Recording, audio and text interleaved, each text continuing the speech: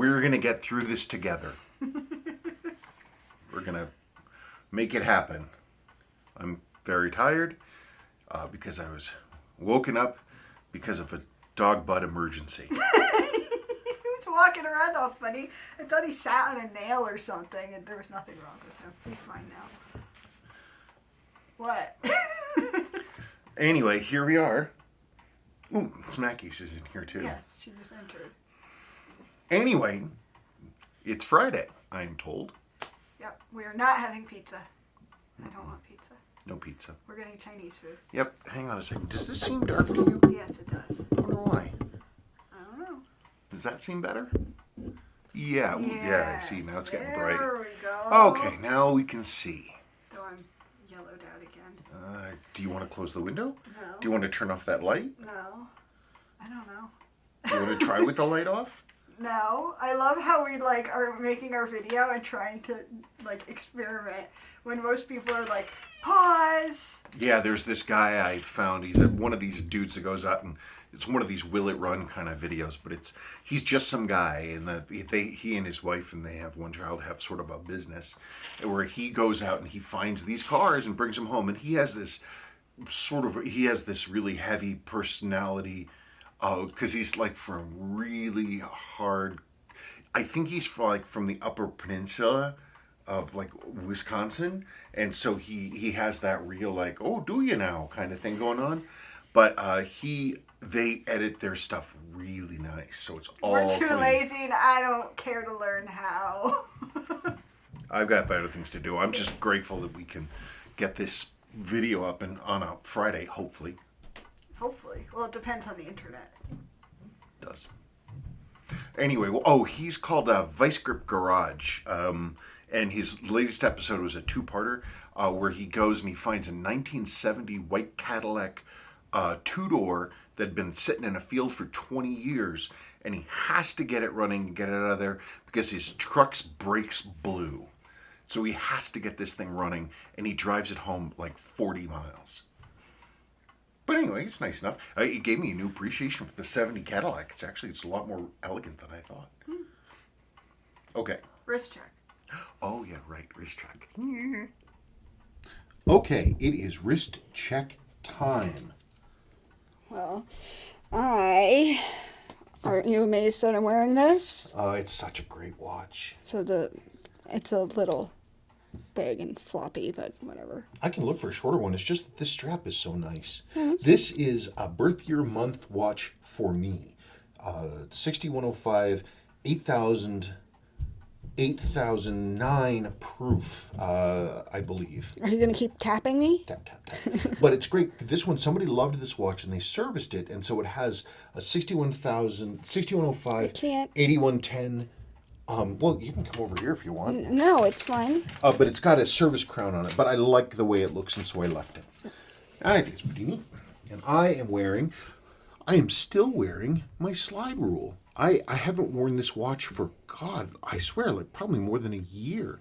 And I was like, somebody said, Spencer, don't seem to, not wearing Seiko anymore because I was reworking my watch boxes. And so I pulled out my Seikos and I looked at them and I'm like, why don't I wear these? And I put this one on last week and I've been wearing it ever since. I just can't stop wearing it. I love these slide rules.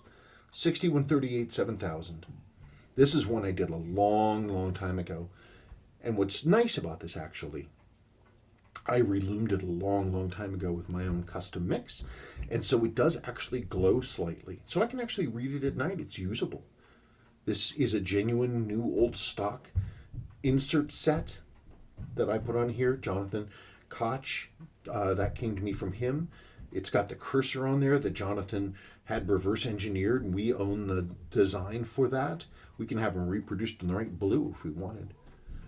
But he worked on the case, and it's nice. It's a modernized version of this watch that I wear without fear. It's such a nice watch. Okay. But I'm going back and forth. I'm also thinking about this one right here, this really early 65 Seiko Sportsman calendar. It's a version of a watch. It's the dress version of the first gen Alpinist. It's got a very worn seahorse case back. but it's cool. I love that 6105. It's just, in the fact, I just love everything about it. And then I'm very glad we kept the service crown on it. And it just, the light blue tint to the insert, it's just awesome. What? I dinged a wall. No, we're good. Okay, anyway, so yes, cool stuff. Okay, Forbin Colossus at 2858. Yes, agreed. We avoided adults and played outside or in basements, and we had our favorites. Curiously, we never asked personal things to adults about their jobs, etc. Now I wish I had asked about World War II experiences, since every father or grandfather seemed to have been in that war. Man, back in the day, everybody had been in the war, and it was just like this. It was just like the flavor of the atmosphere of the time. All of my teachers, like male teachers, they were all veterans. That was just the way that it was. Not for me. It wasn't? No. Oh, right. Right, I'm younger than you. Yeah, but not even Vietnam veterans? Yes, but you were talking about World War II veterans. Vietnam veterans. Oh, I think Sebastian's yelling at Sadie. He is? Yeah. Oh. Nicoletta, I forgot my dad had a bunch of watches and I had forgotten about them. After 18 years of not even touching them, I pulled out a Seiko 7005 8022 with a blue face. It's pretty much in near new condition. First day it was lacking in time, but once worn for a day it picks itself up and now works perfectly. I'm female and the watch band was huge, so I had it resized and I wear it daily. I am in love with this watch. I love giant watches, but that's just me. Yeah, that's the fashion now, isn't it? Why would I know? I don't know. But ladies like wearing what used to be considered classic standard men's size watches. Those 7005s they're great. They're just such strong movements, and I mean it should be serviced, but I mean it's not like it's worth $1 million and you're not really going to be doing anything super bad to it. They don't really want to wear out that much, so those 7005s are just awesome. This made me laugh. What? Ryan Walters. So I was wondering if Sabrina ever wears the Seiko. I did not read this question. I just happened to be wearing this watch. So, in answer to your question, yes. But I'm an Omega person. That's what I wear. She does really like her Omegas. Or that glow-in-the-dark marathon when you go to the gym. When I go to the gym. We paid for another month, so... I don't want to die. Yeah, I know coronavirus is spiking again, and Yes. the administration is like, la la la la la. Well, I don't feel like dying. Lulu. I've got an apple. I don't feel like dying either. I need to call them and see if they can put our account on hold. Mm-hmm. Dan Lazar, you're an artist and each video is a master class in watch repair and servicing. Nope. I find these videos very restful, calming, and meditative. Well, I'm glad. In 25 years, 50 years, 100 years or more, somebody will come across one of your restored watches, take it in for servicing, and the technician would be amazed that it's still running. Rock on. Yeah, because they're going to see my initials and be like, oh my God, this thing is still running and he worked on it? I don't know. I don't think it's a master class. I would never say anything like that. There's so much that I don't know. In 100 years, though, I do wonder about that sometimes, if somebody will ever get one of the watches that I built for myself. Because a lot of times a watch that I build for myself, I will put little notes in them, like especially in the back of the dials. And so someday, maybe if one of my old watches, somebody takes it apart, they might find a note. I'm going to do that for this. This is a pretty cool watch. This is a Seiko calendar. It's from 1965. It's the dress date version of the first generation Alpinist. So this is basically like the dress alpinist or the business alpinist, the calendar alpinist. And so I'm gonna put a note on the back of this dial because it's for me. I'm just watching the video. You're just watching a video. Yes. How can you watch a video? I'm watching. We're not a video. We're two people. We're not a video. As long as you're quiet, You can have to stand be there. quiet. Okay? You can't make any noise. Marcos Vasquez. Hey, Spencer, on this particular LM, what's LM? Lord Marvel. The dial states 25 joules, which leads me to believe it should have the upper and lower mainspring arbor ports jeweled like in the 562X and 564X used in the King and Grand Seikos. However, I did not see jewels on either side of the arbor ports. Do you think Seiko just printed 25 jewels on the dial just to price these models higher than the other LMs with 23 jewels printed on the dial? Or are those 2 extra jewels hidden somewhere else in the movement? Maybe they wanted to boost the sales on the Suwa LMs since Tiny introduced the 52XX LMs with 23 jewels but a higher beat rate. Seiko is not given to faking information on the dial, so those jewels are definitely in there. I don't remember really looking for them. If I had to guess, and this literally is only a guess, it's possible you would get 2 extra jewels if instead of, say, on the escape wheel, instead of just having jewels, if you had diafix settings, that would involve an extra jewel on each side because you'd have cap jewels. So that's a possibility. I'll have to go back and look at them. My God, yawning. Okay. Randy Allen, happy birthday a week late, Spencer. I was recently given a Seiko 7N43948 and have a couple of questions today. It is missing the crown and stem. Is it worth getting a new one and fitting it? It seems to be a nicer quartz Seiko than many I've seen. 1 jewel. But I don't know if it's worth the cost to repair. Also, where could I get such parts? It doesn't have a battery either. What size would it take? Thanks. Love the MG channel. You've got me looking at MG channels on YouTube now. There are MG channels on YouTube?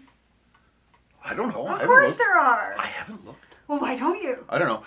On your other question, 7N, those Seiko made 1 billion of them. I mean, Willow, can you let the cat out, please? Kraken wants to go out. No, Willow, please, can you let the cat out? I would just do a recurring search on eBay for 7N43 and see what you can find. A lot of those parts are going to be discontinued. And so, I mean, honestly, your best choice, they're not going to be terribly expensive. It would be easier and far less No, Willow, can you just leave it? No, that's fine. It'd be easier and cheaper and faster to simply buy a better example of that model, honestly, rather than trying to get parts and stuff, because the parts are going to be worth more than the entire watch would be if you found a good one. That's my recommendation. Chris Gallego. Oh yeah, Chris Gallego. He's the guy that I just did that crazy rebuild, that 7016 Monaco. Wow, you had your work cut out for you. Thanks again. I can't wait to wear it. Yeah, that was something. I don't know if it was incompetence or malicious intent on the part of the last person who did all that stuff. I mean, how do you misplace that many parts? I don't understand it. Maybe they just stripped it. Yeah, but I mean, they put it back together? I don't know. It's a mystery to me. What are you doing? Willow, come on. Willow, you don't get to be in the video. I love you, but no. Yeah, and it was, getting all over all that stuff was really, really interesting. It amazed me that it took as long as it did. I mean, it was basically 3.5 solid days of work, more than 2 times. If you just factor out all the times I have to look things up or go to the bathroom or do whatever, if you boil it down to just work time, it's easily more than twice the amount of time it takes me to do a watch. Tom N., are these cam or column wheel? I thought the latter vertical clutch. This again is the 7016. They are vertical clutch. It's a stronger design than the 6139s, though. They are cam. They have a cam inside of them. But it's a 1-2 click. It opens and closes those clutch levers. Hang on just 1 second, would you? Okay, that negotiation's over with. That took way longer than it should have. She doesn't take no for an answer. I don't know where I was. I don't either. No one does. They've forgotten to. Did you answer that whole thing? Yes, I did. So basically, yeah, it's a cam. That's the only thing. It doesn't have a pillar wheel, though, like a 6139. So it's just got that click, click, click, click, click, with clutch levers in the vertical clutch. Okay. Okay, so I didn't read this one yet. No. Okay. Walter Alvarado. Spencer, you just made me sad. I'm sorry. I had this exact watch with original bracelet in near mint condition. I ended up trading it. Oh well. Yeah, they are, they're pricey. I'm surprised, actually, when I was doing this restoration to see how pricey they are. And they're very rare to see, unfortunately, with their original bracelets, because their original bracelets are nice, solid stainless steel, and you just don't see them very often. I have a few of just the bracelets, but no end pieces. Okay. Brian Walters. Wow, this is such a cool piece, and it was really fun to watch you do some of the stuff that we don't normally see in the videos. Yeah, like having to reconstruct the minute hand. Not the minute hand, the minute counter hand. No, the hour hand. I'm so tired. But it was just like, those watches, because the way that Seiko constructed them is they're so tight, and there's all these layers of functionality that are not separated by plates or other stuff. They all overlap each other because it's all these stamped parts. And they just, like, that hour counter hand is just not made particularly strongly, so people try to get the hand off, and they're pulling on the hand and not the tube, and so the hand part just comes off the tube, leaves the tube behind. A lot of crazy stuff. Sadly, it is extremely typical for me with Dyni chronographs to deal with rust. They're almost all rusted. I don't know why. I mean, it's worse than the 6105s. They're almost all rusted and weather beaten and water stained. And it's just a factor, I think, of where they were mostly sold to. What up? When I don't listen to you, I read forward in the questions. You never listen to me. Sure I do. Oh, isn't that cute? Somebody riding a bike with their kid on the back. Two kids. kids. In matching helmets. Oh. CMB. I have one of these and the chrono works fine, but the stem action is faulty. The date changes with a push and the date can be adjusted, but the crown action is sloppy on first pull. It will not pull further to adjust the handset. I'm hoping the issue is with the setting lever and spring and the yoke clutch lever. The stem release is there, but I am going to have to buy a specific holder to refit the handset once repaired. Yes, you're supposed to use a specific holder to support the wheels. It's not nearly as critical, though, as with the 6139. In large part because the main hand is keyed, unlike the Sua chronographs, which is like wherever the flat part of that pinion is kind of whenever, and the hand you put on it is a round tube that deforms to fit that flat side. The Dyni chronographs, what is she doing? What is that? I don't know. Is that water? What am I hearing? God, I'll go look! Well, I just don't want to be messing with your record player. Oh. Any case, but the Dyni chronographs, the flat side, the keyed part of the pinion is built the same way every single time, and the hands are pre-keyed to that. So all you have to do is just very carefully drop it on, and it should slide right into place, which is, the way that it is. On the hand setting issue, these have the same kind of setup as all the other 7000 series dress watches. They're very simple. There's only a few parts. That spring lever is also the setting lever, and it's a one-piece deal with sort of a built-in thing. If things are loose, they're just they're not plastic. They're just single sheet metal, and if they're stuck in any way, then they won't move properly. Just take it apart and clean it. And even if there's damage to it, the parts are so easy to find because they're so common to all those Dyni movements. Oh, she was just getting water. It was the water on the fridge. I did not know it was that loud. You live down here. Do you never hear it? Maybe because we don't have the air on. I don't know. Maybe. Starman to Fly. Hi, Spencer and Sabrina. Always enjoy your videos. Just getting into horology and amateur watch repair and being into Seiko, I find your knowledge and insight a gift that is really appreciated. Thank you. Also, don't show us what is out the window. Let it always be left to our imagination or a complete mystery. I actually show a few seconds of it in the last MG video during a rainstorm, and you can see it. It's very dull, It's just a like this suburban town. front yard. Just like this town, just like us. Very boring. What?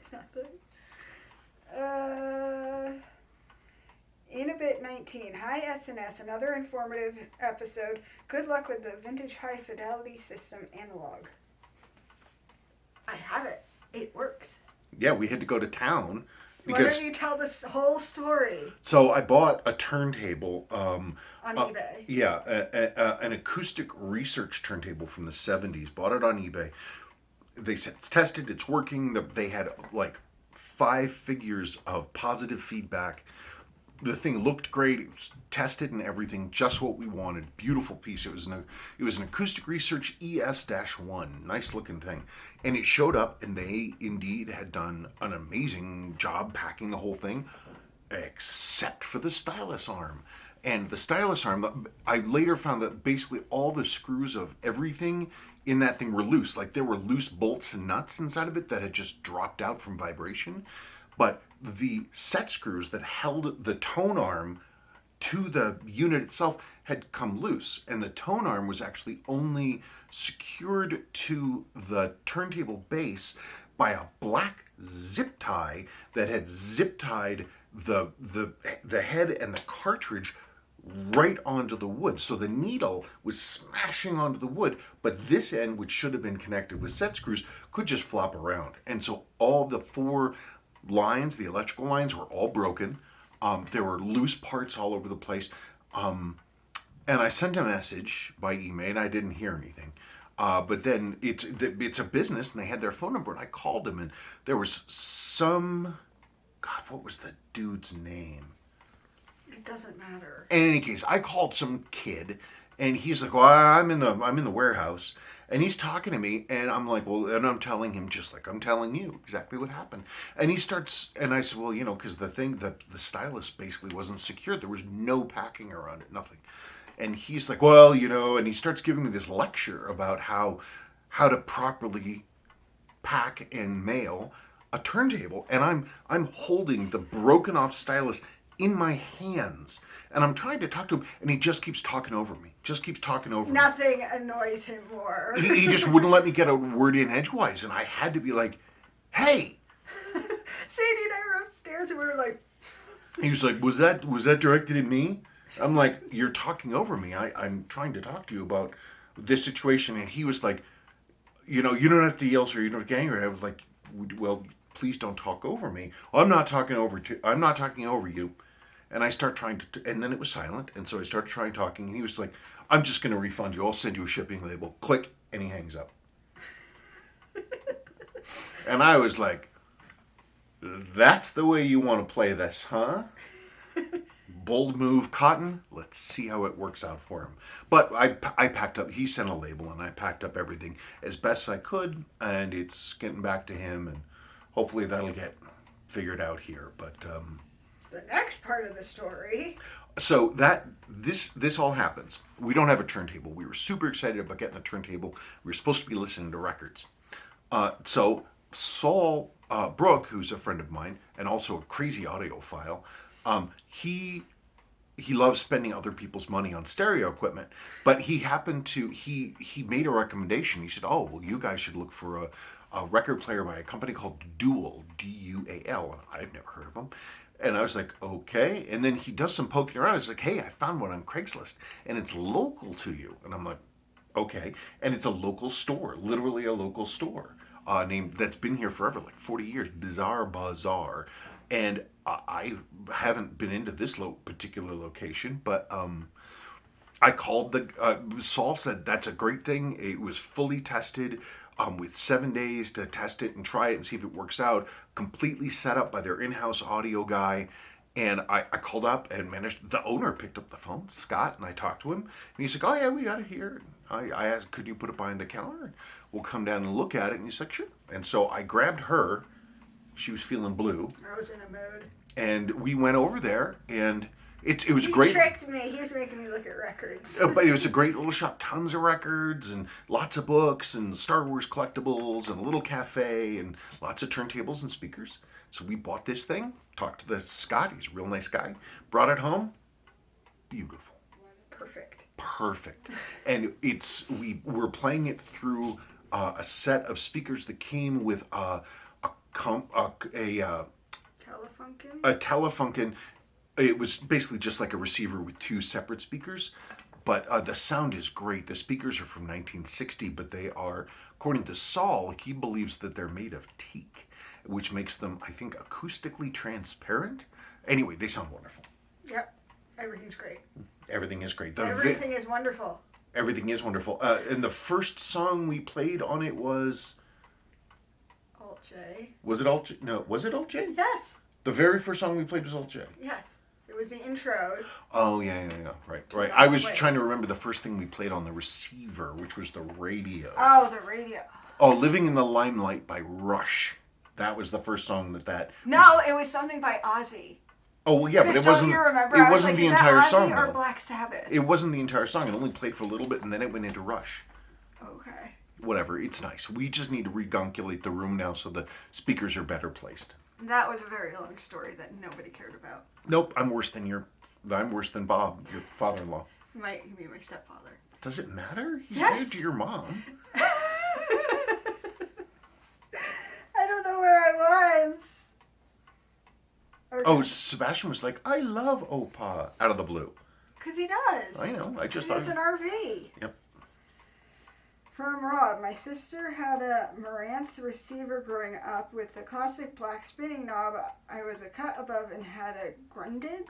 A Grundig. With a DIN or DIN plugs. I don't know if it's DIN or DIN, but the Telefunken has DIN, another German crazy multifunction plug thingy.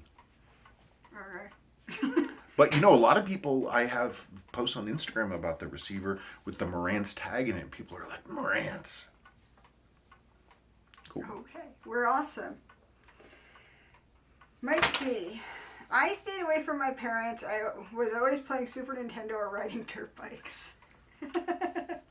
I'm not a Super Nintendo guy. But that was after my time. Yes. I had an N64. But I also had a Nintendo. And I had a Sega Genesis. Wow. What? Did you have a GameCube? No, I didn't get that because it was supposed to be lame. But I had a Game Boy. I had a Sega Game Gear. And my brain just died. Oh, the Game Boy Advance that Sadie broke. The pink one. Oh, yeah. Oh, and Smashed then it. the Nintendo DS, the original. Right. I've had lots of gaming systems. Yep. Jim Snyder got to see a customer of ours wearing a slide rule last week. In the wild? Somebody was wearing a slide rule in the wild?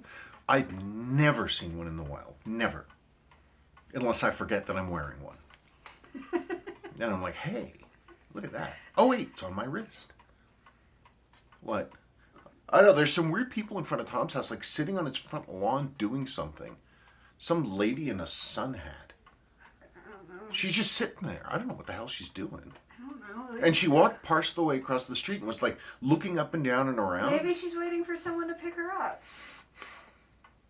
Maybe she's not happy with the quality of her sun sword that Tom would have made for her. She wants to talk to the manager. Sam D, do you know anyone that makes an aftermarket shroud for the Seiko Cockpit 2628 square silver wave? Oh, I just want to insert a picture of this watch. It's really cool. It looks like Bell & Ross, but actually Seiko, as far as I know, made this one first.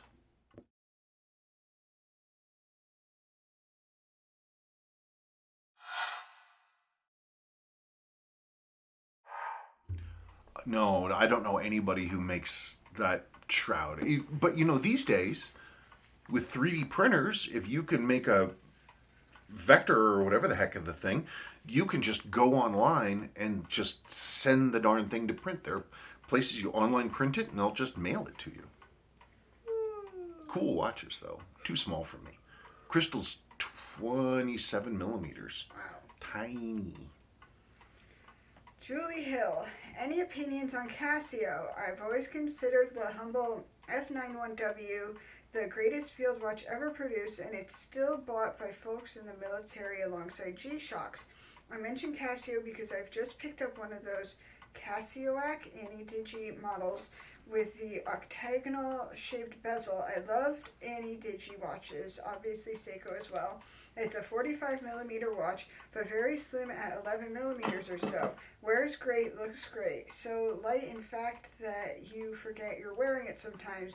Quite a difference on the wrist going from a hefty Marine Master to a G-Shock. Yeah. I mean, they're really something. Why'd you just do a wardrobe change? I don't know. I wanted to see how this watch looked on this strap. Okay.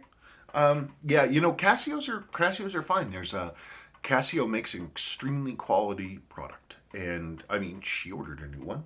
She's got it upstairs. Your Casio, your Back to the Future watch. Isn't that a Casio? Yeah. Mm-hmm.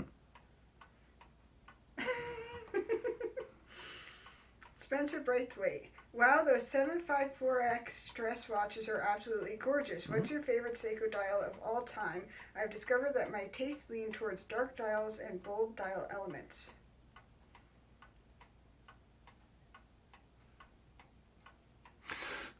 The first Seiko dial that I ever saw and really noticed, like it really grabbed me, honestly was a 6309. It's on the wrist of somebody that I was working. Crack in. Meow, she says. Meow. Marf. The cat's just sitting at the window. 6309, honestly. They're beautiful. They're beautiful, beautiful dials. And I love how purposeful they are. I think that they are very clean and suited for their purpose with nothing extra. And I just think they're great. And Seiko made a number of different versions of them. I mean, it's one of the reasons that I love the 7549 7010 Tuna so much, because it's got that same dial. There are other, dials that I like the look of, like a modern dial. I'd love to really see, I don't know, there's one of those new G-Shocks that has the dial looks like it's driven snow. And I think that's actually really cool. If they weren't so much darn money, I would buy one. But, they're a lot of money, and I think they're huge, too. Did she run away? She was like, wow, and then she just walked away. Well, what is she thinking? So anyway, but yeah, I'd have to say the standard 6309 dial. It's just so purposefully done. Lady left. Well, she did. Well, the car that dropped her off drove away. Tom was out there talking to them, and then he turned around and walked in, and he waved like this, and I don't know if he was like, get the hell out of here, or if he was like, see you on the flip side. But then the lady was sitting on the corner, and now she just walked away. Well, he might have been saying, get off my property. Maybe. I don't know. It's really weird. I'll have to go talk to Tom later. I have to return his tools to him anyway. What? I've got his hub pulled. No, I know, but you're going to be like, so, what was with that woman? Why not? I was busy staring out the window at your yard. Honey, he'd never met your mother before, and how long of a conversation did they have? Forever. Oh, my God. Hey, she's back. Do you want me to try this time? I don't have anything to talk to them about. I don't care about the cat. What? I can't concentrate. Why don't you talk about your watch and why you like it? What? Your watch. I like it because I like how the bezel is blue. I don't know. We just got another Xbox. You can sort of see it over here because I got sick of Sadie playing Apex on my Xbox. Sebastian just got released from Sadie's room, and now he's going to come in here. I don't know. That was really freaking boring. What? Why? Because I said I like it because I like the blue bezel, and we got a second Xbox. Another great thing about that watch, actually, though, is it has one of the real high-end vintage Tropic straps, the Swiss ones, the really nice ones. Boy, the material is just beautiful. It hasn't aged at all with this lovely solid stainless buckle on it. It's awesome. She didn't want to come in. I told you! And then I had to grab her. Oh. She complained. I just want to go look at the racing game. Go look at the racing game. I have to read these questions. So with the second Xbox, it came with some racing game. I don't know, Sebastian. Forza 6. And Sebastian loves cars, and I like racing games, and I really want to go look at it, but I need to deal with you people. I can read the questions if you want. No, they don't want to look at you. I know. I want to look at you. No, that's nice of you. Super Cruise. Hi, Spencer and Sabrina. Thanks so much for sharing your knowledge of vintage Seiko watches and watchmaking. Your videos are one of the highlights of my week. My question for next week's mail call is, what are your thoughts on Epilame. Yes. something? Do you use this in your service work, and if so, what are the practical applications for this substance?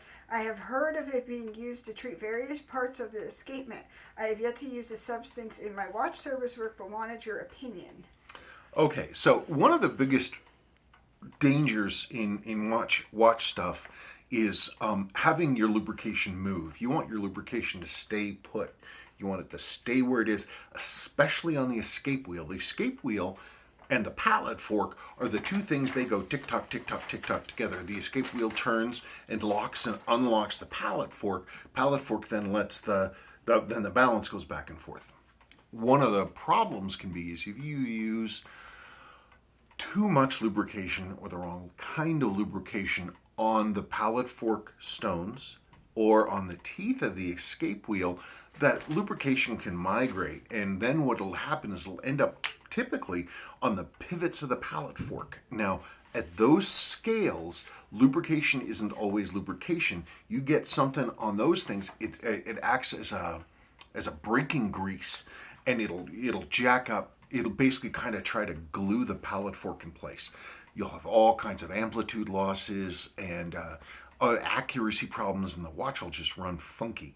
So what epilame is, it's ascorbic acid in an extremely volatile mix. It evaporates almost immediately. And so you put that stuff on the stones of the pallet fork, and then you run the movement dry for like 5 minutes. Then you take all that stuff apart again, all of it. You clean the teeth of the escape wheel, and what you've done is you've worn off the epilame just in the area where the teeth contact the stones. Then, when you put oil on those stones, it will not pass away over the areas that are covered with the epilame. And it holds everything in place in theory.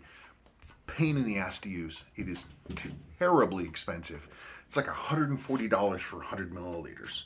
How long does it last? Well, not very long, because one, it has an expiration date on it. Two, the stuff is super volatile. So every time you open it up, some of the solvent inside it evaporates.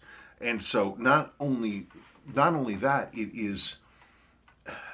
There are places that you could use it. Some people believe in it. My old guy, he didn't really use it. He did what I do, which is I use Mobius 9410. And what that is, the reason I use that is because Mobius 9410 it's a grease, except when it is physically touched, then it turns into a lubricant, and as soon as it stops being touched, it turns back into a grease. And what that means is that it really only functions as a lubricant when it's under physical stress, and the rest of the time it just sits there. So as long as you're not using too much, that's what I use. I use the 94. So no, I don't use Epibla. Well, for that price. $136. And then you have to get a special glass applicator, like a little eyedropper, to use a teeny tiny amount of it. But the eyedropper comes with a straight tip, but you're supposed to use your torch and heat the glass up enough to get the thing to curve, so it's better for applying. And it comes with instructions. Wow, that's intense. Basically, it's not something that I feel where the benefit outweighs the pain in the acidness of it. Slim Perkins, I've been wanting to learn more. I already have a natural inclination to repair stuff and have already swapped a few movements and date wheel changes, etc., but still have to learn about staking jewels and adjusting things, oiling, etc. Have you thought about doing a master class or something similar? I'd sign up. Happy late birthday. The only master class you or anybody else needs, really, for doing this kind of work is the Seiko technical guides. The big blue 3-ring binder. They come up on eBay every now and then.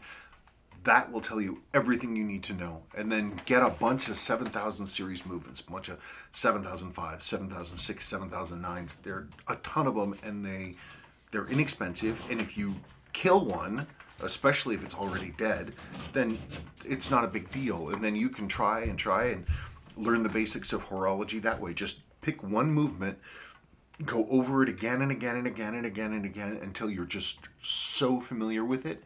And you start bringing it back to life, and you just keep pushing, and you will find yourself learning lessons that are generally applicable. But seriously, the Seiko Watch Technical Guide is your friend, because it'll tell you everything. It has illustrations. It talks about lubrication.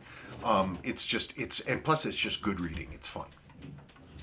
It is. So boring. Oh, it's so good. It's like bathroom book good. For the record, I do not take my watch technical guides into the bathroom. I'm gonna die. Why? You're ridiculous. It's so fun. They're so informative. It's so great when you get a piece of knowledge from the outside and everything becomes clear. Something you've been wondering about. And not only does the thing you're wondering about becomes clear, it's like dominoes of knowledge. It informs other things around you. And so it's like you're in a dark room and you have a little flashlight, but turning on your one flashlight turns on 4 other flashlights in the room. You're doing that thing you do. I love it. Knowledge, I mean, not what I do. Well, I do love what I do, but not what I'm doing right now. What? You just want to make me laugh today. One time, I nearly caused her to choke. Yeah, I almost died. You were eating a sandwich or something. No, I was eating a piece of tofu and it went down the wrong pipe because he said something stupid about the dog. I don't remember what I said. I don't remember, but I was like, this is it. This is how I die. Choking on a piece of tofu. Something my ridiculous husband talked about. Sorry, do you want me to read the next one? No, it's easy. From Julie Hill, G-Shock, the ultimate beater. Everyone should own a G-Shock. Absolutely, the right tool for the job. People talk to me all the time. They're like, hey, after I get this watch service, is it waterproof? And can I take it swimming? And I'm like, I just restored your $2,000 watch, and it shouldn't go anywhere near water. G-Shocks are the right tool. You can't kill them. It's the right tool for the job, man. I wear a G-Shock when I'm out in the M&G. What? My eyes are crying. Why? Because you make me laugh. Better than making you angry. You do that too sometimes. 2 sides of the same coin. Garrett Jansen. Hi SNS, happy birthday to Spencer and happy belated anniversary to you both. Thank you. I recently picked up an absolutely amazing KS4502 7001 original strap and buckle too. I'm worried about wear to the case back, especially the gold medallion. Do you know of alternative case backs for that model and its siblings? I've seen some display case backs, but it's not clear where to buy it. Thanks. I wouldn't go with anything that crazy permanent. The backs are pretty sturdy. But what you can do is that stuff when you buy a brand new watch that has that like super thick kind of like cling wrap to it, like that really thick protective stuff you have to pull off. You can get little rounds of that go over the case back. It's just you stick it on the back, and then when you're done with it, pull it off, and everything's great. That's definitely one thing to do. I don't remember, there's gotta be a lot of 6,000 series dress hand winders that have case backs that are the right size, but me, I would just put plastic on the back of it. That's just me. If you don't like that idea, if that makes you feel ooky, you could clear coat the back with a Damar varnish. Damar varnish, it dries very, very thin. It's quite tough. As it gets older, it gets very hard, but you can remove it with thinner. It just comes right off. So it wouldn't hurt anything, and it would protect it. So that's another idea.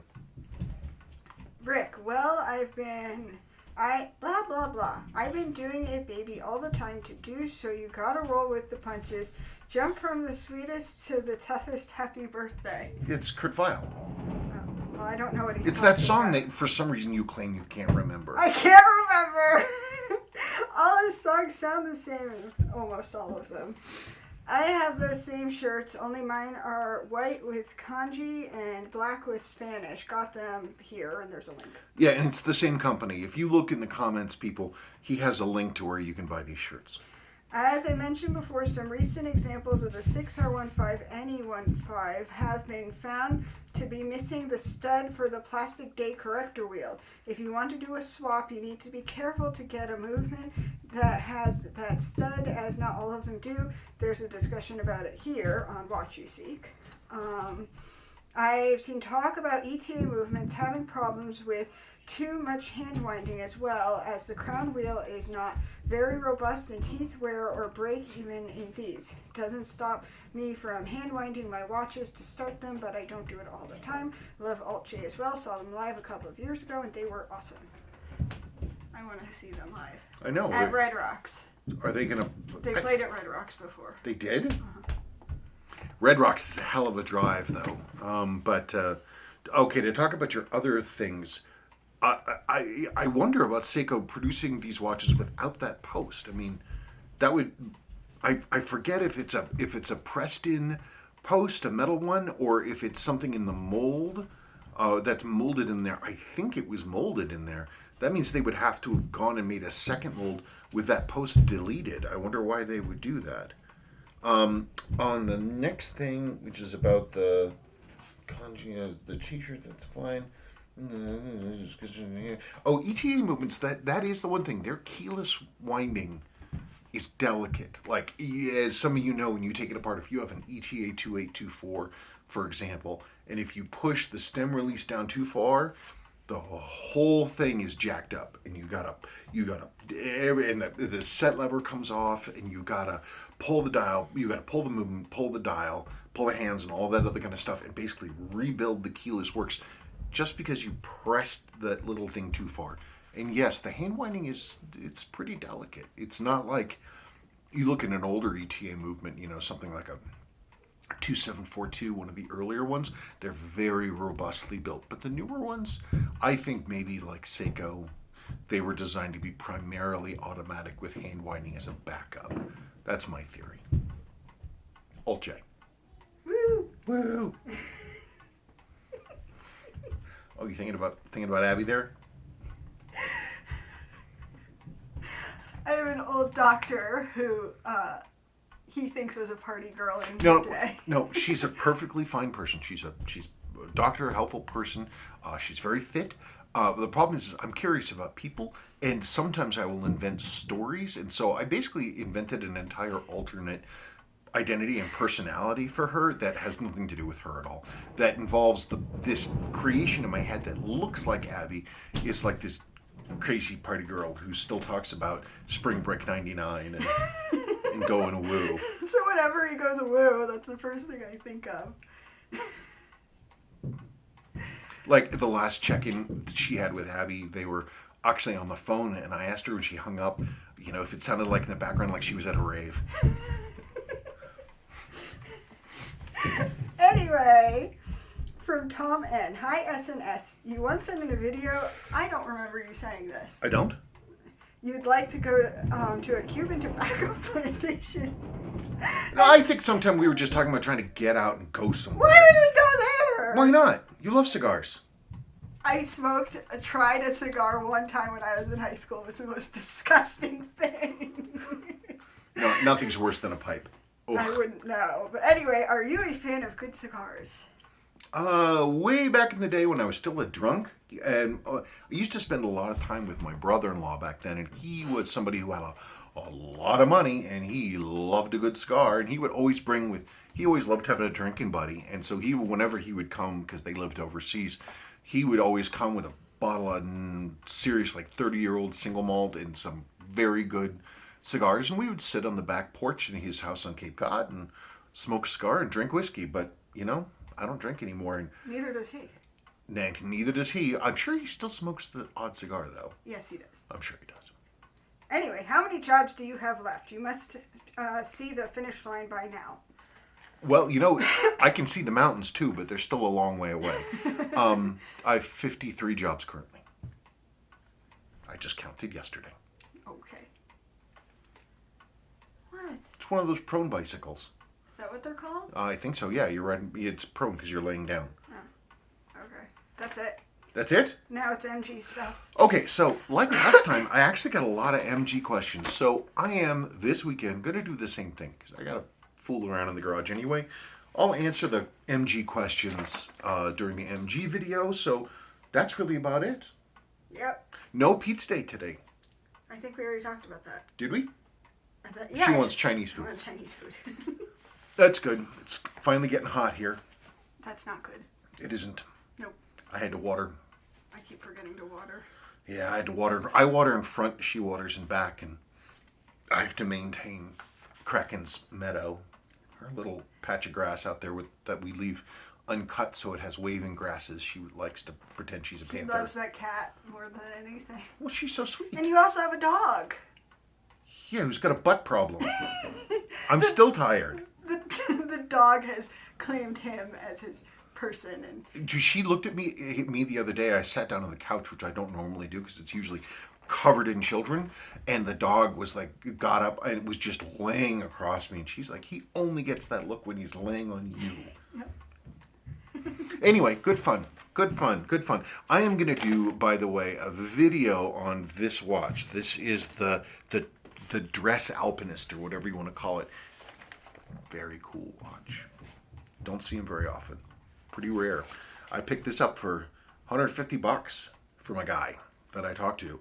And he's like, wow, you really jumped on that. I'm like, I've never seen one in person. I've seen two of the Alpinists, and they're rare as heck. I've never seen one of these in person. So I'm going to, it's a hand winder. I'll restore it and wear it. I'll make a little video about that. That's it. Have a great weekend. Remember, just because you're bored of staying inside doesn't mean that COVID-19 is bored with you staying inside. yeah, I'm bored of staying inside. I desperately want to go outside, but I won't. We want to go to lunch, and we want to go back to the gym, and man, I love going to the gym, and we can't go to the gym. Nope. It's just, the cases are spiking everywhere, but a lot of people are like, screw it, I don't care. Yeah, we drove by a brewery that's by our house, and it was totally packed with people. Yeah, it's like a family-oriented brewery, like for like parents with young kids and stuff like this, and they have a whole outdoor area with games and a whole kid play area inside, packed. It was really smart though to make a brew pub just for parents in a residential neighborhood, Yes. because you can walk down there and do your thing. I don't drink anymore, so. I do. Okay, folks, bye.